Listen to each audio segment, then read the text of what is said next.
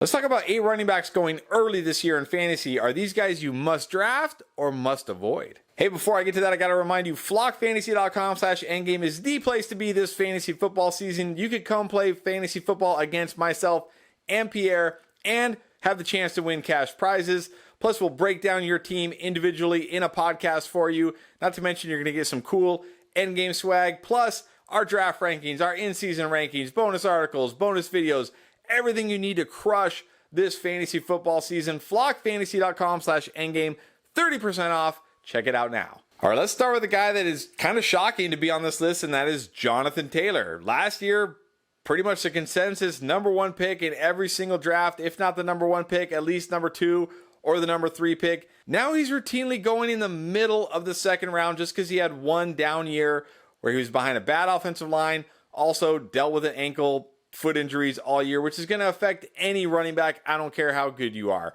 But this guy is an elite running back. He's been nothing but elite so far in the NFL. He's still young. He doesn't have a lot of wear and tear. And this offense is going to be an offense that's going to rely on the running game. I know Anthony Richardson is there. I know people are worried about him vulturing touchdowns. And yes, he's going to vulture some touchdowns. But Jonathan Taylor's touchdown rate was so ridiculously low last year that it's bound to go up this year. I think we see JT go back to double-digit touchdowns. I think we see him get closer to 5 yards per carry. I think we see a much more efficient JT, a much better JT, a guy who should be going more around where Austin Eckler is going, late first, early second of drafts, not RB5 in the middle of the second round. That is too low. So Jonathan Taylor for me is a must draft. One of the most polarizing early round running backs has to be Tony Pollard. Either Tony Pollard is going to be an absolute league winner this year and crush fantasy football, or Tony Pollard is going to be a complete bust and they should have never let Zeke walk and he can't handle the workhorse role. So where do I fall? Well, I like Tony Pollard. I think he's a very good player. I think he's an efficient player. He doesn't have a lot of wear and tear on him. He's finally going to get the chance to be the guy. We saw it last year down the stretch. When he got a chance to be the guy, he was great. And any chance we've seen him get to be the guy, he's been great. And he's in a great offense. He's in a great system. It's not the offensive line from like 4 or 5 years ago when Zeke was in his prime, but it's still a good offensive line.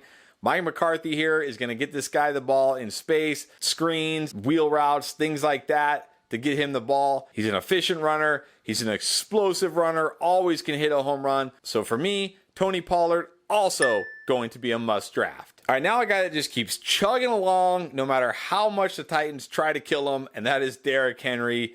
We have seen a little bit of drop in efficiency the last 2 years. After averaging basically 5 yards or more per carry for 3 straight years, he's been under 4.5 yards per carry the last 2 years.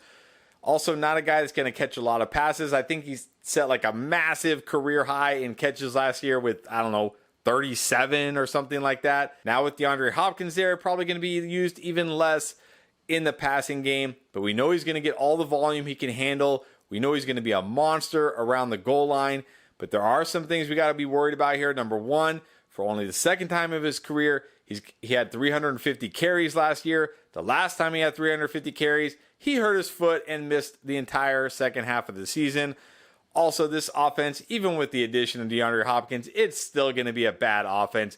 They still got Ryan Tannehill. They have one of the worst defenses in the league. They have one of the worst offensive lines in the league, and people are still drafting Derrick Henry in the second round. In fact, a lot of times he only goes a few picks after Jonathan Taylor and right around Tony Pollard. So I'm sorry, for me, way too many red flags for Derrick Henry when I can be getting high upside wide receivers here. So for me, Derrick Henry is a must avoid. All right, now a guy who kind of came out of nowhere last year to have a great season, a top 10 season, Rhamondre Stevenson, took over this backfield, became the pass catching back, came into this season with a lot of hype, a lot of momentum.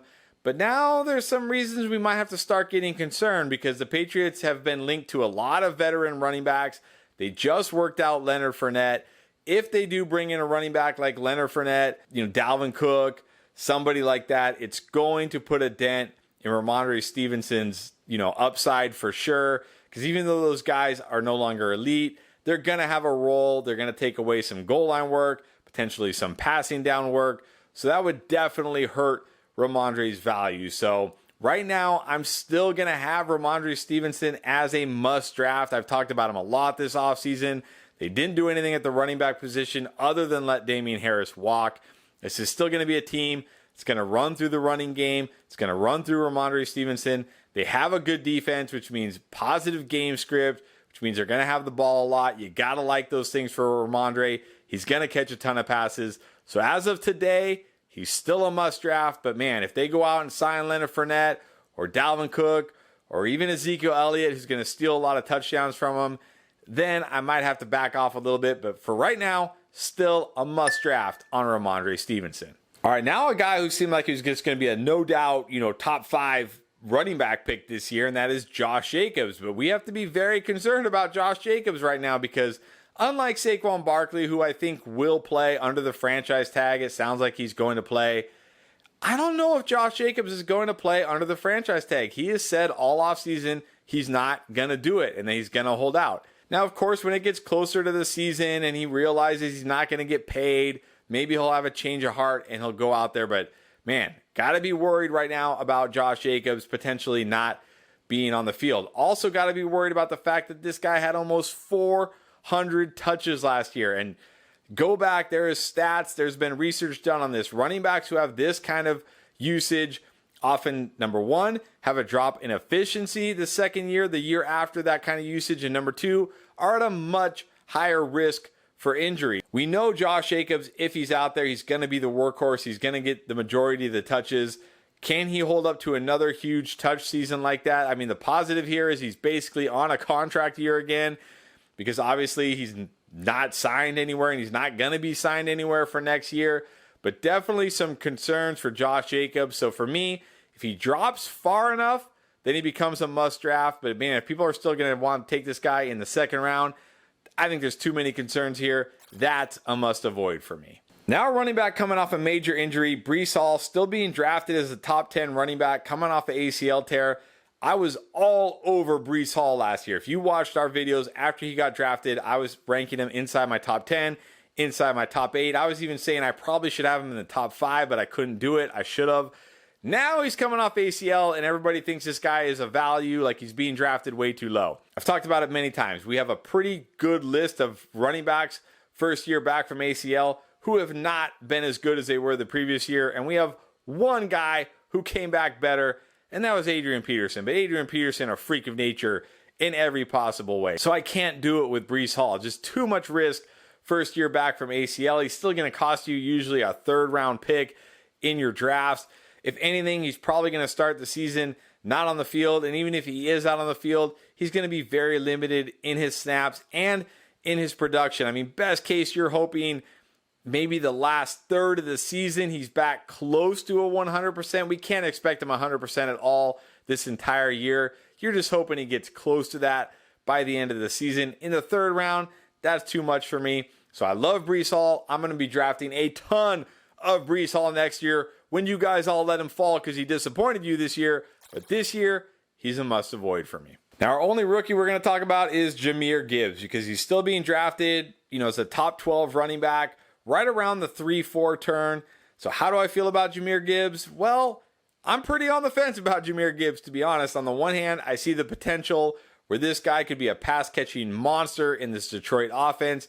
80 to 100 potential catches here, especially with Jameson Williams out the first 6 games. He could be the number 2 target in this offense for those games, really get a chance to establish himself as a weapon. But also, he's 199 pounds. He's not going to be a workhorse.